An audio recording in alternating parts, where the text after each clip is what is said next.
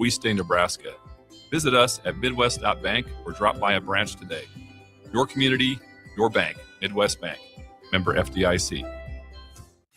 This is Lincoln's home for sports talk on the FM dial. Also online at theticketfm.com. On the internet, KNTK FM Firth, 93.7 The Ticket. Looking to get a room downtown or near South Lincoln? Abe Lincoln would tell you no to the Ford Theater and yes to Lincoln Hotel. Save up to 40% off downtown Lincoln prices with a nice clean room and comfortable stay. Lincoln Hotel is locally owned and offers a day pass to the city's largest locally owned gym, Good Life Fitness.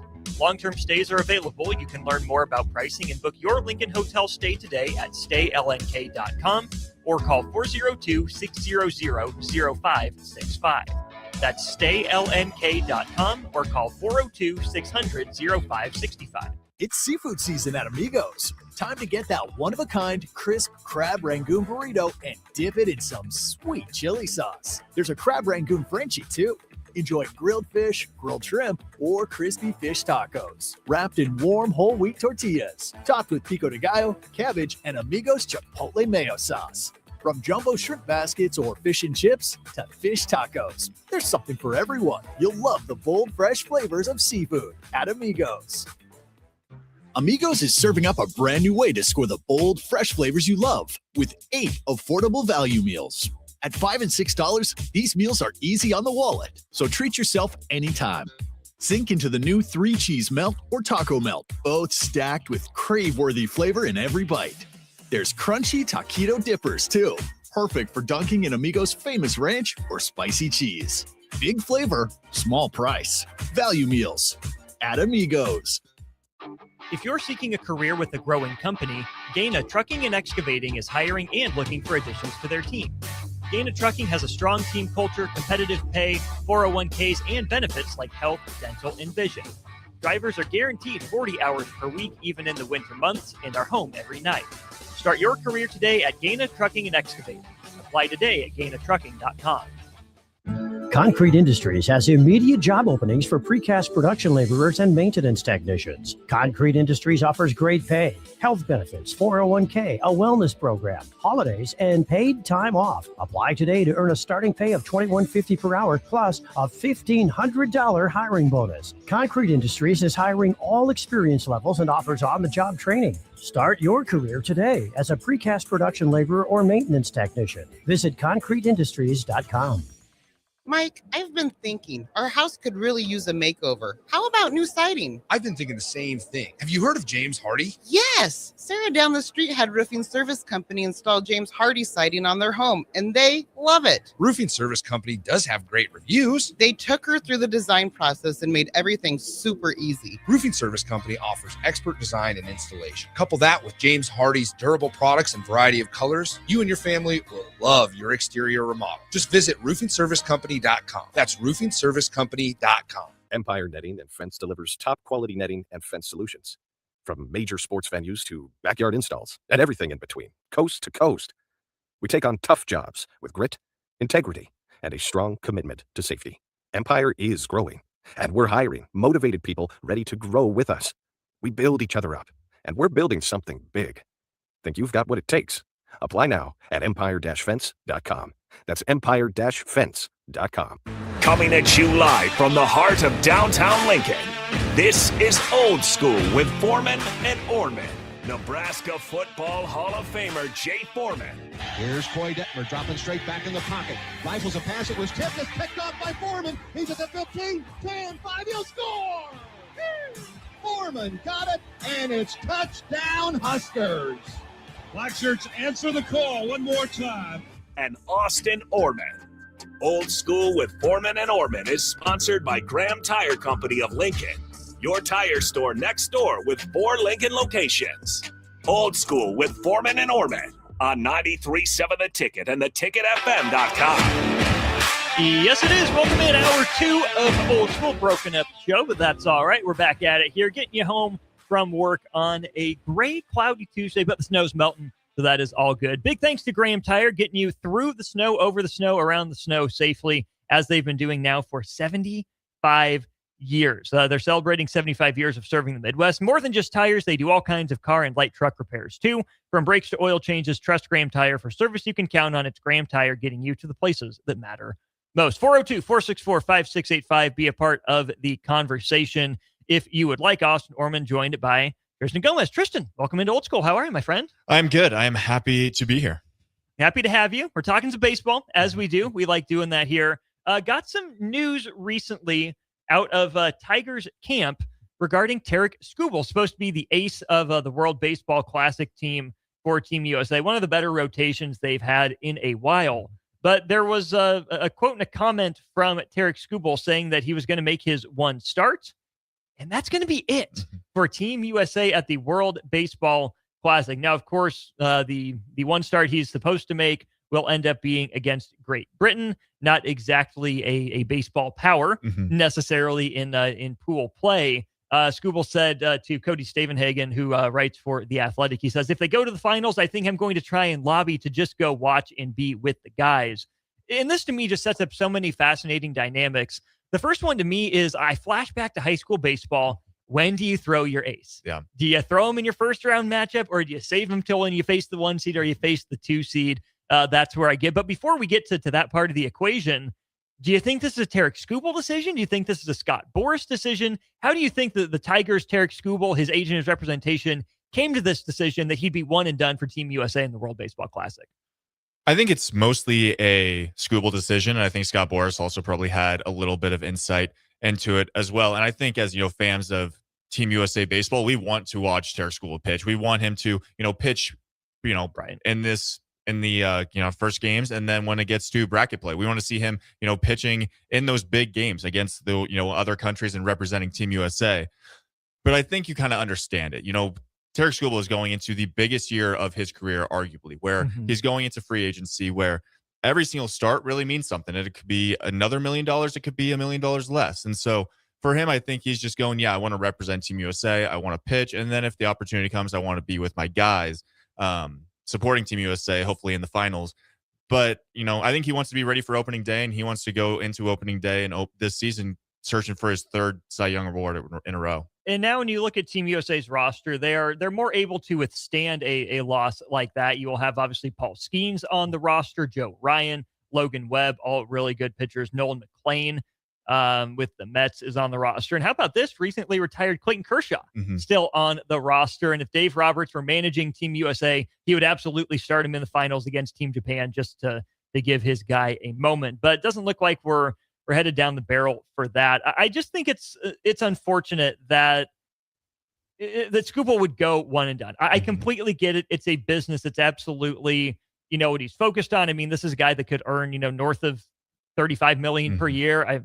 $50 million a year, might be pushing it depending on the number of years. But certainly Tarek Skubal is going to make 9 figures, and probably going to start, with a 2 or a 3 instead of with a 1.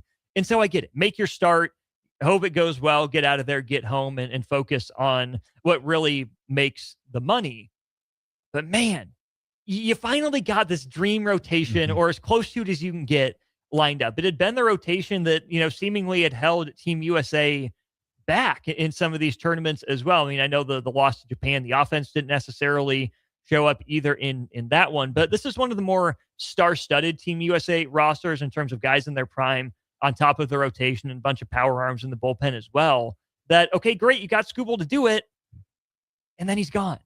And now what does that do with the rest of it? Do you have to move Skeens up a day? Did you rejigger it that way? And this is where we can, I think, get into this conversation. Tristan, do you throw Tarek Skubal in pool play because you need pool play to advance to bracket? Or is this one where you say, no, take some time, build up. You can make your first start when we get to the bracket play when we think we'll need you even more? I would think Team USA is thinking we would like him. We expect ourselves to go and win in pool play. We expect to be in bracket play no matter what. We have other guys that can be on the mound and just absolutely dominate. And then this is one of the best Team USA lineups we have seen. When you have a lineup, and I was actually trying to think of it today of who do we what does this lineup look like? Who leads off? Is it PCA, and then is it Bobby Witt, and then you have Aaron Judge hitting 3, and I was like, well, do you have Cal Raleigh hitting 3, or is he hitting 4? There's so many guys in this lineup where you just know I think this offense is going to produce. And so I think in pool play, you can get away with, having another guy who is also, an all-star in Major League Baseball. He can take the mound. And then when you get into bracket play, whether it is the semifinals or the finals, you have Skubal go into that one. I wonder if Skubal almost had his own idea of what he wanted. He said, yeah, I want to pitch now, and then I just want to get ready. I want to get back to spring training and get ready for opening day. Is it weird that I would maybe lead off Kyle Schwarber?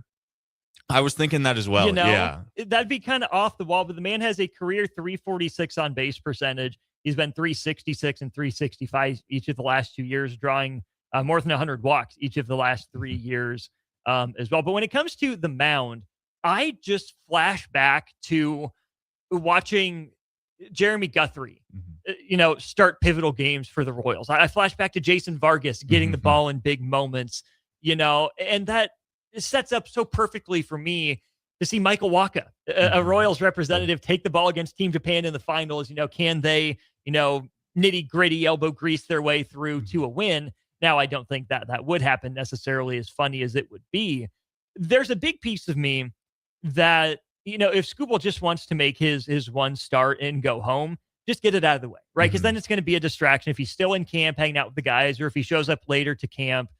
To me, there's something to being there with the guys as long as you're going to be there. And it's a clubhouse full of professionals, right? The youngest guy on that roster is Roman Anthony, right? Born in 2004. I mean, PCA born in 2002, Hunt Henderson in 2001. But Anthony just debuted last year, right? He's pretty clearly the youngest, at least position player on that team. Other than that, you have a bunch of guys in that mix that have been in the business for a while. Even guys like Skeens, who's born in 2002, entering his third season. Bobby Witt Jr. entering his fourth season. Gunnar Henderson in that similar boat as well. I think these guys understand the business of it all, right? And so I think it would be more of a distraction if Skubal were to wait until bracket play, even if that's when Team USA needs him more, right? If he can, dominate, throw his, 6-7 scoreless innings. Maybe Zarosa says, okay, you're only here once. We're getting 9 innings out of you. You can get through it, do what you need, be efficient with it. And, thank you for your service, tip the cap and move on. I would just worry that if you're just waiting for Skubal to make that start, other guys are in a rhythm. Other guys have been in the games. And again, I know they're professionals and can probably handle it, but wouldn't that just be kind of a distraction? Like, oh, we're just waiting until Tarek pitches and then maybe a bit of a letdown the next game. Okay, now who do we have? And it's a good rotation anyways. But I think if there's going to be a story like this, you throw him early, you tip your cap. Maybe it's based off his spring training schedule. Maybe it's not game one, but it's certainly within pool play. You say, okay, have your pool play start and head out of here, because I just think it would be too much of a story if he's either hanging around camp or you're saving him. To me, there's something about the rhythm and the flow, especially as a starting pitcher, of knowing when you're going to throw, knowing who you're going to throw against, that waiting around to see who it's going to be against and then leaving, that just strikes me as a little bit too odd and maybe unnecessary drama for Team USA in what should be a pretty hotly contested World Baseball Classic. Yeah, I completely agree with that. I think it is beneficial for him to know when he's starting. It's in pool play. He's got Great Britain. He's going to take that one. And then you want all these guys to be present. Obviously, the Major League season is looming. Everyone's already getting into spring training. But I think once they get to the World Baseball Classic, once they step on the diamond, against Mexico, against Great Britain, like, you want them to just fully be there, especially when bracket play comes. Like, you have your squad. You know who's there. And you know who's there. You know who's going. And you don't have to say, is Tarek pitching today? Like, when's the best pitcher in baseball arguably going to be on the mound for us? I think when you have him and you just go, yeah, thank you for, we appreciate you being here, representing Team USA. You go out here, you beat Tarek Skubal, you ball out against Great Britain. And then go get your money. And then you go get your money. And then we're going to go on to bracket play. And if you want to make it into the dugout for the finals, absolutely. Like, we appreciate what you've done. And you did make a positive impact for this team.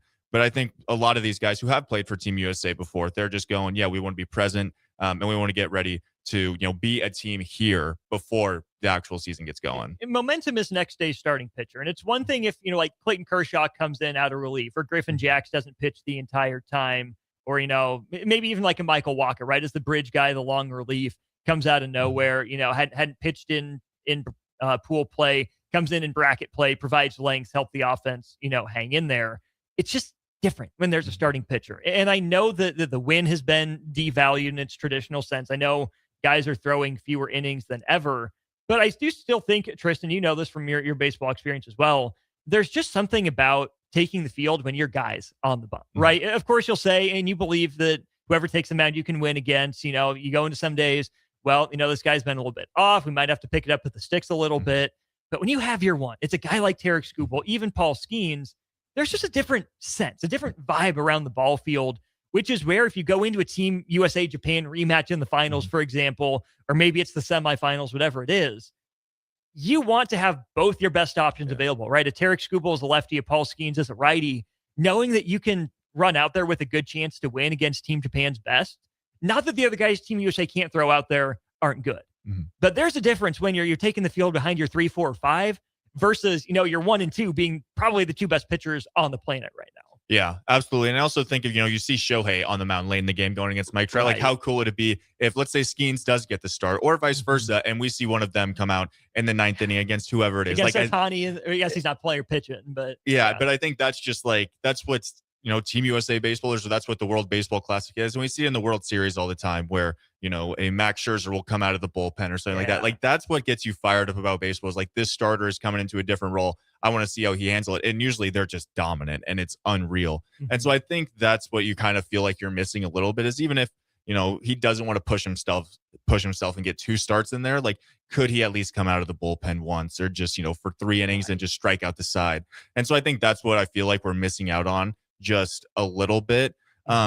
But I do think, like you said earlier, is it's going back to, this team wants to know who their guys are. So once Tarek Skubal, they know, all right, we got him for Great Britain. That's it. Then it's us. Then it's our guys. And we know who we can rely on when it gets to bracket play. You know, is Skeens ready to go again? Can we pitch him in the finals? Like, I think having that idea rather than it being up in the air of, I think it's nice that he just said, I'm pitching 1 game and then I'm out of here. Better to know now than, you know, say, kind of felt something at the end. Don't want to risk it. Going to go home. And then you'll have some days to plan for it, but you're not necessarily in scramble mode. Some of the other guys on that roster then, I mean, Logan Webb, certainly a Bulldog in his own right. Joe Ryan from the Twins, a popular trade candidate over the offseason, didn't do it. And then even just the back of that bullpen seems better than it's been in years past for Team USA. You look at a guy like Brad Keller, signs a big deal in the offseason with the Phillies. He might be the setup guy. Is Nolan McLean a guy that you want to pitch out of the bullpen?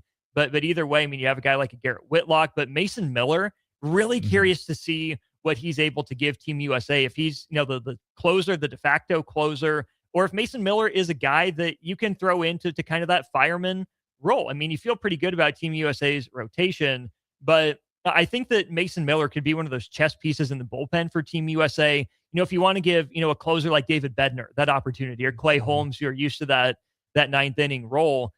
Brad Keller, I think, would be a good setup guy, but then I think Mason Miller's kind of that wild card, right? I think back to, say, like the 2016 Indians, or now Guardians, Andrew Miller. Different pitchers, I know. Miller, big sweeping lefty, but hey, whenever the best part of their order is due up, get ready to face these guys, right? It was the 3rd time through, 4th time through, just go throw gas. To me, Mason Miller can be a real wild card and a swing guy for Team USA, depending on how Mark DeRosa would use him. Absolutely. And he's an absolute flamethrower. Like, he is one of the toughest guys to hit. And it's tough when you do, you know, have a guy like even Skubal, who we know is, you know, throwing hard, but then you bring Mason Miller out of it, and it's going from a lefty to a righty, and Mason Miller is just tough to hit. The ball moves, it seems like 2 feet every time he throws a fastball.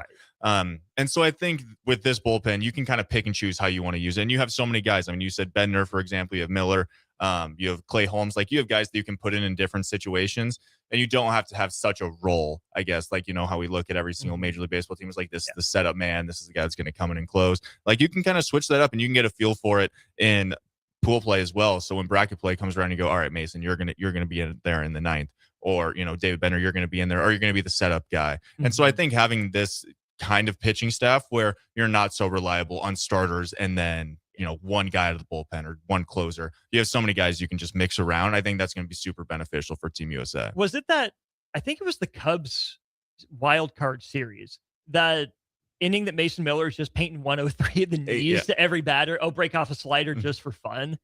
I can't even imagine standing in the box against a guy like that. No, it'd be unbelievable. And you just look at a guy like Mason Miller, who is just, you know, 6'5", 220, like, he's just jacked, and then you see him on the mound, bigger than you would think, and then it's just a flamethrower. Like, you don't want to blink. You don't blink. You almost have to get your swing going as he's about to release the ball, and then he can whip off that slider that you just have no chance on. This is a guy, like you said, 6'5", 220. he also has 75th percentile extension. So as hard as he's throwing, Yeah. it's on you even that much quicker just because of how far forward he can stretch. Let's just do this since you were going through the exercise before.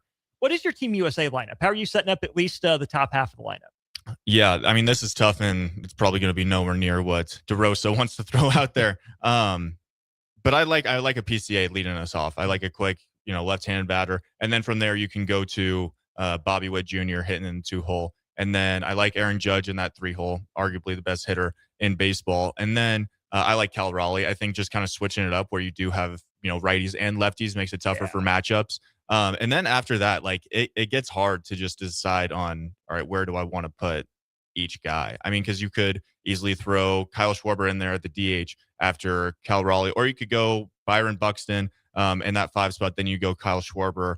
And then where do you put Bryce Harper? Is it Goldschmidt or Harper? How do you decide that at first base? So I think like writing out the lineup is tough. And then I'm thinking, am I putting Bryce Harper in the 7-hole? Like how does that make any sense? Right. Or like Bregman's hitting in the 8-hole. And then do we have Gunnar Henderson, who is, arguably a top 5 shortstop in the league? He's going to be hitting 9th, playing second base.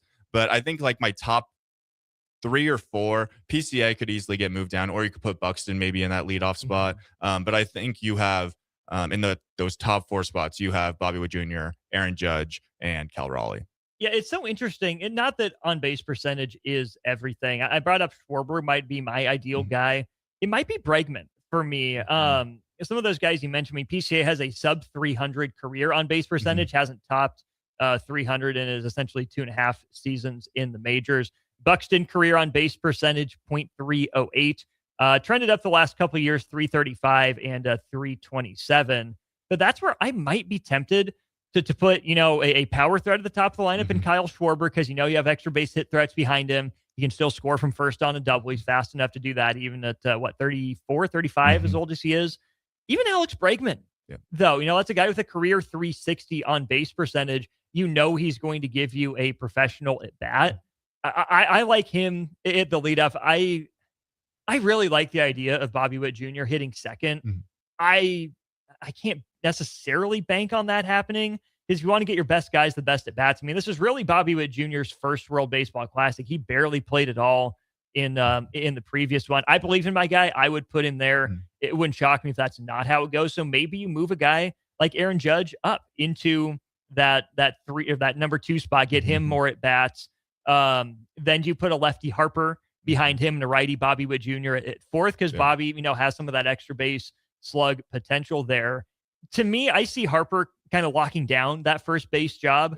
I'm just not sold on Goldschmidt right now. I think his time has come and gone. Going to be a good veteran presence necessarily.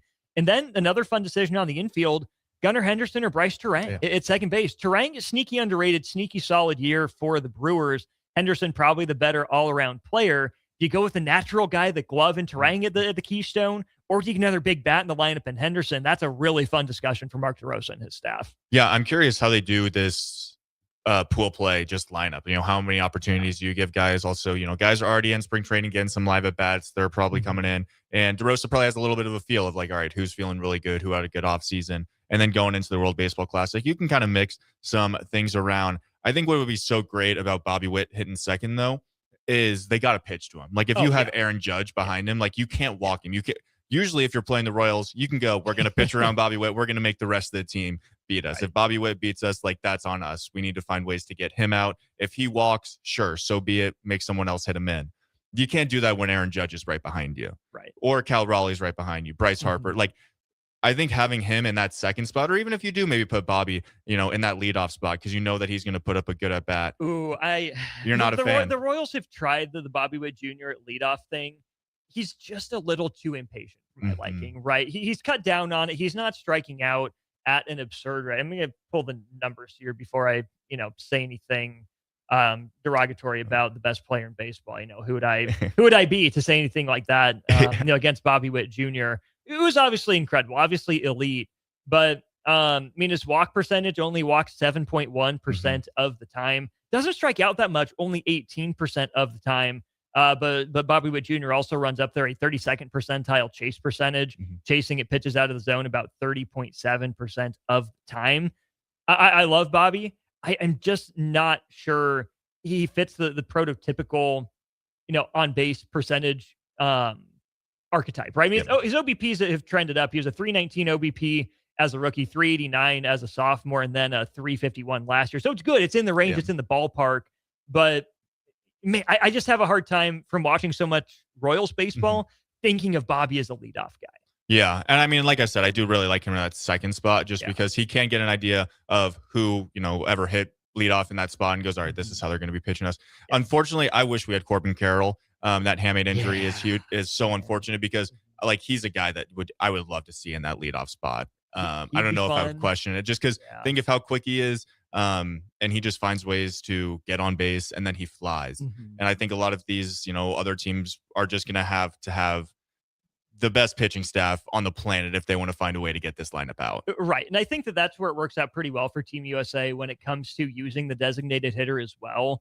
Because that's where you can obviously get Kyle Schwarber plenty of at-bats, Aaron Judge, you can put in the DH spot as well. I think Byron Buxton's going to be asked to play a lot of outfield for this team, which doesn't necessarily bode well for the Twins, even if he's been a little more dependable in terms of his availability. And then even, some DH reps for a guy like Gunnar Henderson. If you're going to start Turang, both those guys swing left-handed, but if there's a pretty righty-heavy pitching staff, which is my other worry for Team USA, a lot of righty starters, so might be vulnerable against some lefties. Maybe Will Smith as well. I mean, you have Will Smith as well. He's on the team too. I'm curious how they do that in that catching position because I don't think they're going to have Will Smith or Cal Raleigh catch. All of these games are going to switch it off. But then I think that leaves it up to that other guy. I mean, Cal Raleigh could easily be the guy that's that in that designated hitter spot, and you just have Will Smith going at it. Well, and of course, Raleigh being a switch hitter gives you some of that versatility as well. Absolutely, yeah. Wow, this lineup, there are so many different things that you could put together. I'm really curious, especially for game one, just what DeRosa goes with and where we head from there. Going to be interesting. Team USA in the World Baseball Classic coming up here soon. The schedule for them, they have exhibitions on the 3rd and 4th. They'll play in Scottsdale a couple of days, including one at Salt River Fields at Talking Stick, where Nebraska baseball went 1-1. And now 2 weekends ago, they will be the visiting team against Brazil to open things up in Houston on March 6th. They'll play the 7th, 9th, and 10th against Great Britain, Mexico, and Italy. That will be bracket play. The quarters, if Team USA should make it there, will be in Houston, and then the semifinals and the finals at Lone Depot Park, home of the Marlins in Miami. So that's just around the corner. Just around the corner as well, big series for Nebraska baseball coming off a 1-2 weekend down in Arlington. Let's look at the weekend that was. Start looking ahead to Nebraska and Auburn coming up. He's Tristan Gomez. I'm Austin Norman. This is Old School. You're listening to Old School with Jay Foreman and Austin Orman. Download the mobile app and listen wherever you are on 93.7 The Ticket and theticketfm.com. Good morning, Breakers. This is Scott Miller from Midwest Bank. When I recently joined Midwest Bank, I was immediately impressed by our exceptional service. My first customer made the switch from a large corporate bank and didn't have to wait in line or call a 1-800 number. We treated him like family. He now visits the bank just to say hello. While other banks go corporate, we stay Nebraska. Visit us at midwest.bank or drop by a branch today. Your community, your bank. Midwest Bank. Member FDIC. When it comes to concrete, Stevens & Smith Construction doesn't stall. They go for the takedown. As Nebraska's full-service concrete contractor, they stay in bounds, hold inside position, and never forfeit quality. Whether it's foundations, flatwork, or concrete coatings, they elevate performance and pin down results that win every time. Stevens & Smith Construction is a proud sponsor of Takedown Tuesdays on 93.7 The Ticket. Because when it's time to wrestle with concrete, Stevens & Smith Construction slams expectations. Tune in to 93.7 The Ticket immediately after every Nebraska men's basketball game for 1 hour of post-game recap. The Nebraska Basketball Postgame Show is sponsored by Union Bank and Trust, John Henry's Plumbing, Heating, Air, and Electrical, Jack Russell of Farm Bureau Financial Services, and the Lincoln Airport on 93.7 The Ticket and theticketfm.com. Let's fly. Your next trip starts at Lincoln Airport with American Airlines. Now flying nonstop service to Dallas, Fort Worth, and Chicago. American Airlines connects Lincoln to major hubs and destinations around the globe. Wherever you're headed, LNK gets you there with new nonstop flights on American Airlines. Convenient, fast, and stress-free. Book your next flight at LincolnAirport.com. LNK. Make flying easy. There are so many realtors in Lincoln and Omaha, but don't get overwhelmed by all the no-names, plus all the different companies. Ben Bleicher with Professional Realty Group at Berkshire Hathaway Home Services Real Estate is your go-to option, whether buying or selling residential, luxury, leasing, investment properties, or commercial property, small or large. Ben's team offers decades of experience, unbeatable customer service, and promises to fully protect your interests throughout the entire transaction. Call 402-419-6309 for all your real estate needs. Ben Bleicher with Professional Realty Group of BHHS Ambassador Real Estate. Hey guys, this is former UFC fighter and mixed martial artist Anthony Lionheart Smith. The Upside Bar and Lounge in South Lincoln is the go-to spot for every UFC event, prelims, and main card. There's never a cover, so make sure you get there early and stay late. Upside Bar and Lounge has daily specials, a margarita club, and a taco club. And don't forget, they just added Buzz Bowls to their menu. Learn more about upcoming events by visiting UpsideBarLNK.com and stop into their South Lincoln location for every UFC event on 27th and Pine Lake. In a world where Wi-Fi battles rage and bandwidth is never enough, one family dares to connect it all. Work from home, influence all day, stream all night, and game to win. Deadlines, downloads, and dance-offs, all happening under one roof, flawlessly. Can your internet provider do that? Fiber fuel your household at allofiber.com/all-in.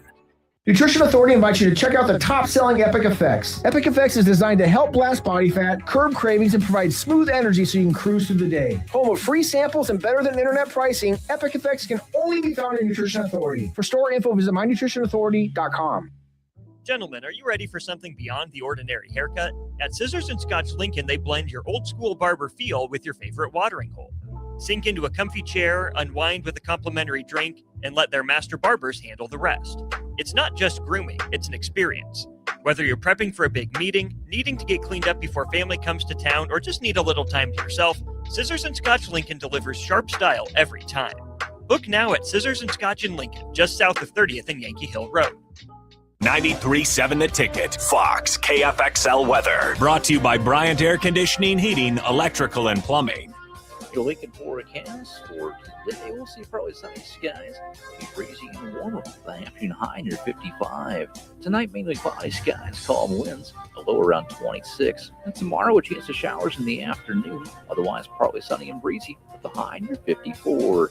I'm meteorologist Kyle Flecker for 93.7 The Ticket and theticketfm.com. For remote starters, audio upgrades, and more, there's only one place to go. Auto Sounds of Lincoln at 48th and O. Back to old school with Foreman and Orman on 93.7 The Ticket and theticketfm.com. That's right. Welcome back in. It is Old School. Austin Norman, Christian Gomez with you, brought to you by Graham Tire Company. They're celebrating 75 years of serving the Midwest. More than just tires, they do all kinds of car and light truck repairs, too. From brakes to oil changes, trust Graham Tire for service you can count on. Graham Tire getting you to the places that matter most. 402-464-5685. Your reaction to Nebraska baseball down in Arlington. Hard for me to call it a bad weekend when Nebraska's playing against some really solid competition, Tristan. But man, coming off a 3-1 weekend, losing on getaway day with enough positive vibes, you made a comeback. You were in it till the end despite getting down 6-0 after the first. To go and have a lead on a top 15 team in Louisville, to go and have a lead in the middle part of the game against a kind of regional rival that Nebraska sees pretty much every year in Kansas State. A tough start to the weekend, especially because it was Nebraska getting in its own way, right? A throwing error led to a couple runs, not able to get it back. Then with a base running error in the before a solo home run provided the final margin for Louisville, and then issuing 9 free passes against Kansas State. Plenty of free base runners in a 5-3 decision. Weekend didn't start out great for Nebraska. Of course, they salvaged it with a 10-1 win over number 16 at Florida State. By all accounts, certainly didn't seem as crisp from Nebraska in Arlington as it was in Phoenix. Yeah, I think it's all just kind of the little things. It seemed like in each game they had something that was going well for them. I mean, Tyne Horn was great against Louisville in his start. But then the offense just kind of couldn't really pick it up. 10 runners left on base in that one, and that's always a tough one. Like you said, the throwing error that extends the inning for Louisville, giving them 3 runs in the 6th, and that just creates a big inning, which are just tough to overcome in college baseball. And then you take on Kansas State, where Kansas State's a team where they seem confident. Like they were a team that seemed like they had a little chip on their shoulder, especially going against Nebraska. And I feel like all these teams kind of in the Midwest, whether you're in the Big 10 or you're in the Big 12, even if you're Omaha or Wichita State, like everyone has a little chip on their shoulder of, we want to beat you guys. We want to show that like this is kind of our region. And it seemed like Kansas State, honestly, maybe just wanted a little bit more. And then going into that Florida State game, I think that was a great just pick me up. I'm not sure if Florida State was just a little, hungover from their wins previously or what the deal was there. But Nebraska looked like a good college baseball team. I think that's what their identity is hoping to be throughout the entire season. But we've seen this previously where it has been a little bit of inconsistency, where in a weekend you go 1-2 with a big win and you go, well, how did this happen? And why couldn't that happen previously? Yeah, 1-2 weekend for Florida State as well. They take down Michigan in the opening game of that college baseball series down there. Michigan came off a fantastic opening weekend in Phoenix for them. Then Florida State actually ended up losing to Auburn 8-5 before the 10-1 loss that Nebraska handed them. For Nebraska, you mentioned some of the issues on the mound. Ty Horn had a good start. Defense wasn't able to hold it behind him necessarily. Kansas State, just an erratic game from the pitching staff. You look at the guys that took the bump. Carson Yasa, 8 strikeouts is great. One off tying his career high, but 4 walks maybe left him in a batter too long. Deshaun Unger gets saddled with the loss. But again, you walk 7 guys and you put another one on base with a hit by pitch. That's not necessarily a way to lead to success. Grant Clevenger got pulled before recording it out. You'd get Kevin Monell in a walk and a hit in 4 batters, but a scoreless frame for him. Offensively, though, Tristan, not the same weekend for Case Sanderson. That's a guy that I was really impressed with his approach, even against lefties early on. If we go through the weekend that was for Case Sanderson against Louisville, he ends up 0-4 with 3 strikeouts. Against Kansas State, 1-4 with a double and a strikeout. And then in the win over Florida State, Case Sanderson, stats are not pulling up even in the lineup that day. You get a day off. Either way, the reports I heard is Case Sanderson just didn't quite look the same. That's a guy that I think Nebraska needs to be good all year long if he's going to anchor, the top of the middle of that order there in the 3 spot. Has done a good job getting on base. Has done a good job of battling through at bats for the most part this year. I think it's about time for Case Sanderson to show some of the power as well. That's a guy that hitting in the 3 spot at least has to be an extra base threat, even if he's not going to be a home run threat. We've seen it at times. He went 1-for-3 with 2 runs against Florida State as well. But Josh Overbeek has been solid to start the year. Dylan Carey's been on fire. I think Nebraska will really start to click. If Case Sanderson, has good at bats, it seems like a good kind of precursor and bellwether for the rest of the lineup. Yeah, Case Sanderson, we've seen it before. We've seen it years previously that he does have a little bit of juice. And you're always curious with some guys are they trying to balance, maybe limit the strikeouts a little bit? And so they're taking off just a little bit and they're not swinging for the fences every single time. But I think in that kind of role, in that 3 spot, if you're hitting in that spot, you want to produce. You want to be the guy that is hitting the runs, getting the RBIs. And so maybe say, we'll take a few more strikeouts or a few more at-bats that don't probably go our way, but you are hitting things into the gap. You're hitting balls over the fence. And I think, it's just a little bit about that consistency. But it's early. I think so often in college baseball, there's so many teams or so many guys that, maybe have a little bit of a slow start. And then we get into middle of March or middle of April and we go, wow, this guy is hot. Like, who would have thought that this would have ended up like this for this guy or even for this team? And so I think for Nebraska as a whole, you walk away from that weekend salvaging Sunday, because that's a tough flight home after an 0-3 weekend, especially in like a tournament like this where you're playing so many different teams. It's not just one team 3 games in a row. And so I think it's all right, just one step at a time, getting back to the drawing board. And you kind of have to when you're going down to Auburn to play a really good baseball team. Let's talk about Dylan Carey before we move on to that Auburn series. It's a guy that right now is hitting .455 with a .455 on base percentage. What does that tell you? The man is swinging. He is swinging and he is swinging. No walks, no hit by pitches, 8 strikeouts for Dylan Carey on the year. He's 15 of 33 so far, driven in 12 runs. He and Overbeek, the 2 guys pacing the Huskers there. Carey with 12, Overbeek with 10. Of course, Dylan Carey has half of Nebraska's RBI against Florida State, 3 for 5 with 5 runs driven in. The slug has been there for Dylan Carey. An .879 slugging percentage, 3 homers, 3 doubles, and what ended up being a walk-off triple for Dylan Carey against UConn by the run rule. Playing a good shortstop, still at a 1,000 fielding. This is a guy, Tristan, that Nebraska was a little surprised to get back, not drafted into Major League Baseball last year. So when you're older, sure, maybe you should be dominating college baseball. You've seen guys at that level. I think Dylan Carey was probably ready to challenge himself and push himself at the next level. Before a guy like him that probably feels slighted to some degree, it's Nebraska's game. But for him to come out on fire the way he has, kind of sticking it to MLB scouts and teams, why didn't you take me? You know, my bat's been there, showing maybe not the most advanced approach, right? Again, with no walks through 7 games, not a great sign. But when you're going right, you're going right. And it's going right so far through 7 games for Dylan Carey. Absolutely. And the walks are something you can just work on as in a disciplined spot. But when you're hitting 455, it doesn't seem like he's chasing or striking out a whole bunch. I mean, he is just 8 putting strikeouts is all so far. Yeah. And he is just putting the bat onto the ball. And I think, he did have a little bit of a chip on his shoulder when he said, I was worth the pick last year. Maybe he had a certain number and that's why teams weren't taking him. But I think he said, I'll come back to where I'm wanted, where I'm going to play shortstop every single day. And just seeing, the at-bats that he puts together, whether he isn't walking, but like, it's just that he's not missing his pitch. I think that's a lot of times there's plenty of guys who will get deeper into counts and it's because they're fouling off their pitch.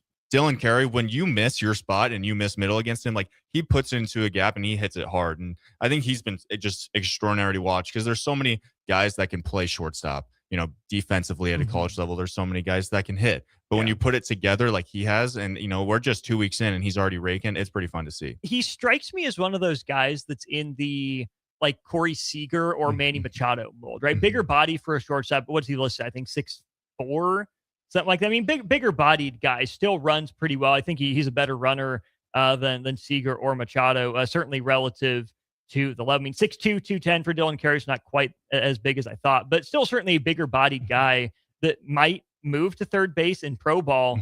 Man, if the bat comes along, you'd like to think that, third base, is a transition that plenty of shortstops have made, like Machado did, relatively early in his career. Like I think Seager, was going to before Young got there for first for the Dodgers, right? And then for the Rangers as well. I think that's kind of the archetype you're going for with Dylan Carey, whose glove probably isn't a 1,000 fielding percentage glove. I'm not sure he's a gold glove guy, but he certainly improved his defense. I still think he's a bat first kind of prospect, and he's proving that early on. Yeah, absolutely. And I think the biggest thing about him is that he is a leader. I mean, he came back and he's a guy that guys look up to. And so, in these games where Nebraska's offense hasn't been great, like he's still been somebody. Like he has still found ways to get on base and even drive in a few runs. And I think that's something that every team needs, is just a guy that you can rely on. Like you don't want to solely rely on him, but you just go into a game and all right, bats aren't really doing anything. But we got Dylan, and Dylan's going to find a way to have a good at bat. He's going to find a way to drive a ball against a pitcher who is really good, against a Friday night ace. And so I think that's the great thing about him. And then anything you get on the defensive side, I think is just a huge bonus. And it has been a huge improvement from last year. Gino, we see your text on our Sartor Heyman Jewelers text line. How about this? Let's go to break. We'll ask the question, what does Nebraska need to do to get the good vibes back? 4-3 through 7 games for the Huskers. 3 games coming up against a top 5 team in the country. All true road games, Plainsman Park in Auburn. Tristan Gomez over there, Austin Norman here. One final segment of Husker Baseball Chatter after this. Watch Old School live on Facebook, YouTube, or Twitch. Old School with Foreman and Orman on 93.7 The Ticket and theticketfm.com. It's seafood season at Amigos. Time to get that one-of-a-kind, crisp crab rangoon burrito and dip it in some sweet chili sauce. There's a crab rangoon Frenchie, too. Enjoy grilled fish, grilled shrimp, or crispy fish tacos. Wrapped in warm whole wheat tortillas. Topped with pico de gallo, cabbage, and Amigos Chipotle mayo sauce. From jumbo shrimp baskets or fish and chips to fish tacos, there's something for everyone. You'll love the bold, fresh flavors of seafood at Amigos. Amigos is serving up a brand new way to score the bold, fresh flavors you love with 8 affordable value meals. At $5 and $6, these meals are easy on the wallet, so treat yourself anytime. Sink into the new 3-cheese melt or taco melt, both stacked with crave-worthy flavor in every bite. There's crunchy taquito dippers, too, perfect for dunking in Amigos' famous ranch or spicy cheese. Big flavor, small price. Value meals at Amigos. No one's ever explained it this way. That's what we hear at Trade-Offs when you finally see how today's crop insurance tools work with your grain marketing plan, not in isolation. With hail and wind rates increasing and margins already tight, it's time to challenge how you look at crop insurance. It's time to ask better questions. It's time to call Trade-Offs. Call us at 402-858-7501 or visit gotradeus.com to start the conversation. That's GOTREDAS.com. Trade-Offs, ingrained in your success. No, seriously, give us a call. Looking for a financial partner that truly makes a difference? Modern Woodman is a member-owned fraternal financial services organization. We can help you plan for all stages of life, from protection to saving to retirement. We also offer member benefits, social activities, and volunteer opportunities to help your family and community. I'm Sean Erickson, your Modern Woodman representative in Lincoln. Call me at 402-483-6515 to start the conversation. Modern Woodman of America, touching lives, securing futures. When it comes to concrete, Stevens & Smith Construction doesn't stall. They go for the takedown. As Nebraska's full-service concrete contractor, they stay in bounds, hold inside position, and never forfeit quality. Whether it's foundations, flatwork, or concrete coatings, they elevate performance and pin down results that win every time. Stevens & Smith Construction is a proud sponsor of Takedown Tuesdays on 93.7 The Ticket. Because when it's time to wrestle with concrete, Stevens & Smith Construction slams expectations. If you're tired of the dieting circuit paradox but still want to look, feel, and perform better, you need to get to Nutrition Authority and ask about our nutrition coaching featuring LifeBase. LifeBase takes a complex world of nutrition and makes it simple with real results that last. Stop in to learn more or check us out at mynutritionauthority.com. Things that impair you come in many different shapes and sizes. Some are the shape of beer and liquor bottles. Others look like cigarettes but aren't cigarettes at all. These are the things we know impair us, the things our parents warned us about. What we're not always aware of is our new prescription or the over-the-counter medicine we picked up just for allergies or a bad cold. See, it doesn't just matter how much of a substance you take. If you are impaired, driving is deceptively dangerous. Don't drive impaired. Paid for by the NDOT Highway Safety Office. Tune in to 93.7 The Ticket immediately after every Nebraska men's basketball game for 1 hour of post-game recap. The Nebraska Basketball Postgame Show is sponsored by Union Bank and Trust, John Henry's Plumbing, Heating, Air, and Electrical, Jack Russell of Farm Bureau Financial Services, and the Lincoln Airport on 93.7 The Ticket and theticketfm.com. Fans, are you craving the ultimate game day experience? Red Zone Sports Bar and Grill has your front row seat to all the action. Dive into delicious wings, juicy burgers, and ice-cold drinks, all served up with TVs covering every inch of the wall, so you'll never miss a play. Rally your crew, cheer on your team, and take advantage of game night specials every week. Stop in for a Nebraska basketball game with a party of 4 or more and receive a free pitcher of beer. Red Zone Sports Bar and Grill, right by the Lincoln Airport at 3111 Northwest 12th Street. Hi, Charlie Stone here, and joining me is Andy Goodyear with Honda of Lincoln. Before I bring Andy on, we want to wish you joy, success, and good health in 2026. Andy, are you there? Yes, I am, Charlie. And by the way, that was well said. Andy, I know you want to kick off 2026 with a bang. What's going on at the dealership? We got a lot going on here, Charlie. We have incredible savings on every new remaining 2025, New Year's savings on every new 2026, special low long-term financing, and special lease rates. The biggest news is we have more than 400 new 2025 and 2026 Hondas to choose from. How about pre-owned? We have over 125 pre-owned and certified pre-owned Hondas right now with prices starting at under $10,000, and we have special low rates. Well, maybe it's time you experience the best. The Honda of Lincoln way of doing business. 27th and Yankee Hill Road, or online at hondaoflincoln.com. Hey there, this is Paul Scheel, owner of High Electric. I want to thank our friends and loyal customers and introduce High Electric to those looking for a new electrician. We've been serving the Lincoln and Omaha area for over 30 years, from design to install, upgrades, and repair. If you are a homeowner or a small business needing some electrical work, call us at 402-466-6606 or check us out at hyelectric.com. We look forward to hearing from you. Are you looking for an exciting new way to put your skills to work? Explore new career options in the fintech industry at Currency, a Sandhills global company. We offer full-time positions in financial sales, compliance, operations, and other fields. We also offer a 4.5-day work week, an attractive benefits package, and opportunities for advancement. Put your motivation to work and grow with us at Currency. Visit gocurrency.com/careers to learn more. Planet Fitness has everything you need anytime the motivation hits, so you can give everything you've got. With most clubs open 24 hours, you've got access to our best-in-class equipment to tackle early morning reps, late-night miles, and every workout in between. Join the club today and save $28 or more when you join for just $1 down, $15 a month. Cancel anytime. Deal ends February 27th. You ready? Planet Fitness. We're all strong on this planet. See club for details. Back to Old School with Foreman and Orman on 93.7 The Ticket and theticketfm.com. Welcome back in. It is Old School. One final time Takedown Tuesday comes your way next. Austin Norman, Tristan Gomez with you here for another 5-6 minutes or so. Notice I said 5 or 6, not something else. You know, have to be careful, careful in these trying times. Tristan, let's go to our text line here. Gino says, at some point I want to start tracking how many games Will Bolt manages Nebraska into a loss. The Kansas State game and his managerial decisions early in the game cost us. I think most likely referring to the decision to keep Carson Yasa in, maybe a batter too long. And when it comes to bullpen management, when it comes to pinch hitting decisions, I've actually learned a lot from Matt Quattrero, manager of the Kansas City Royals, where these guys aren't making decisions on a whim. There's the feel, there's the, okay, this guy's been hitting really well in practice. You know, he deserves an opportunity. The matchup's good enough. We're going to give him a chance. Sometimes it's that, but a lot of times there's a lot of data. There's a lot of not just, oh, this guy can handle velocity or this guy has a good eye. It's about the swing plane. You know, this is a pitcher that attacks down the mound, so we're going to need a guy with a bit more of an uppercut. This is a guy that lives at the top of the zone, so we need a guy with a flatter swing.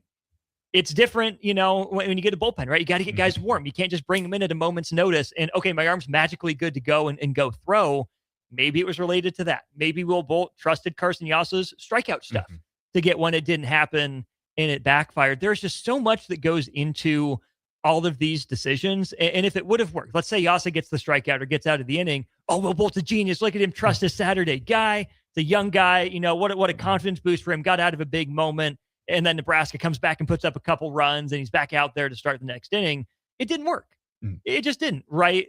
When I look at it, judging decisions by managers, head coaches, it's helped me to step back and look at things in the bigger picture, right? Who's available, who wasn't available, what was the situation, what might they know that I don't know. In any one game, you can pinpoint and pin it on the manager. That's so simple and easy to do. And sometimes they goof up. They would tell you, sometimes they make decisions and they don't work.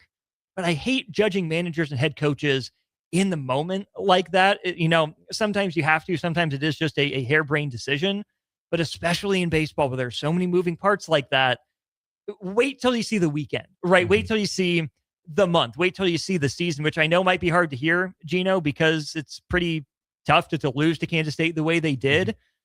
But man, just take a deep breath, take a step back, and just give these guys the benefit of the doubt until you see a trend.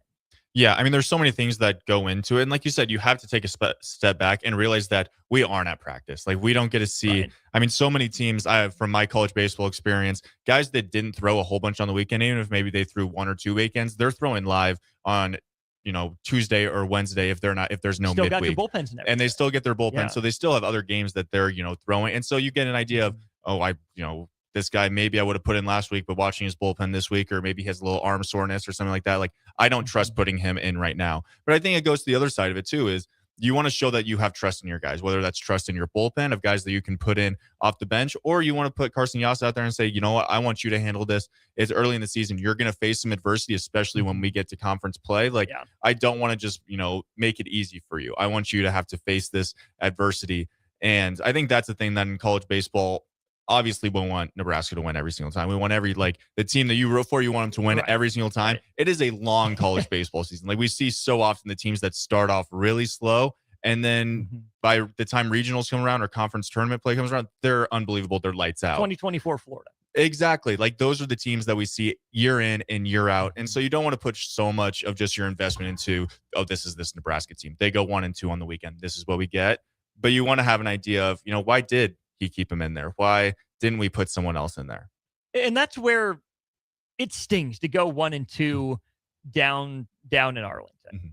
Coming off the weekend that Nebraska had, to go 1-2 really stinks because you had a lead on Louisville, and other teams down there ended up knocking them off. And the reason Louisville beat you was very little of what Louisville did, more of what you did.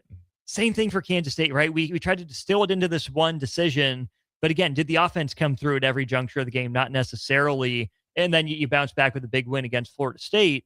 So, to be 4-3 here through 2 weekends is not bad. The fact that Nebraska was this close to being 5-2, or even being, potentially 6-1 with the way that the weekend, ended up falling. I'm not saying Nebraska should be 6-1 right now.